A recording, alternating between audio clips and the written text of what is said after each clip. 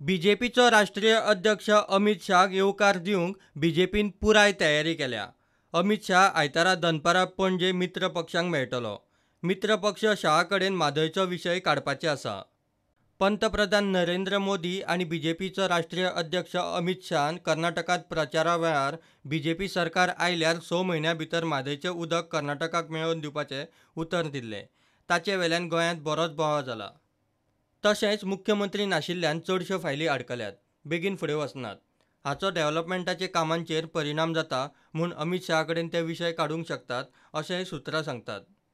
मित्र पक्षांक मेळ्ळ्या उपरांत शाह बीजेपीच्या आमदार मंत्र्यांक मेळटलो। उपरांत डॉ. श्यामाप्रसाद मुखर्जी स्टेडियमांत बूथ कार्यकर्त्यांक मार्गदर्शन करतलो।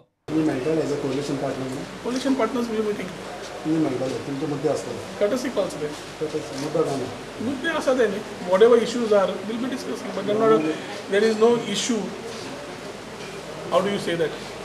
But I think with the call, which tomorrow is just a courtesy call with him. For tomorrow, whatever priorities we have, which we have been discussing, I think will be put forward. So it's a courtesy. Amit Shah वांगडा आपली meeting आसा अशें बाकीच्या सरकारांतल्या घटकांनी प्रुडंटाक सांगलें। मात Goa forward म्हणटा तांकां अजून तरी कसलेंच आमंत्रण ना। बीजेपीचो मित्र पक्ष गोवा फॉरवर्डाची अमित शाह वांगडा मिटींग थारिल्ली ना। अजून कसलेंच आमंत्रण ना। बाकीच्या पक्षांची थारल्या शाह वांगडा मिटींग।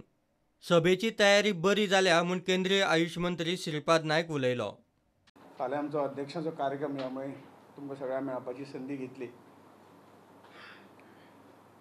आमचो माननीय राष्ट्रीय अध्यक्ष अमित भाई शाह हाचो कार्यक्रम फाल्यां श्यामाप्रसाद मुखर्जी हांच्या बांबोळे ह्या हॉलांत संपन्न जातलो आनी त्यामुळे ताची पूर्व तयारी ही बरी जाल्ली ह्या दोन्ही मतदारसंघांक संपूर्ण गोंयांत दोन्ही जिल्ल्यांत आनी त्यामुळे जवळ जवळ 1642 बूथ जे आसात जवळ जवळ 90% बूथ हाजे रिप्रेझेंटेशन ह्या सभेक येतलें आनी जवळ जवळ 40 मतदारसंघां पैकी 36 मतदारसंघांतले हे बूथ सगळे रिप्रेझेंट जाल्ले आसात।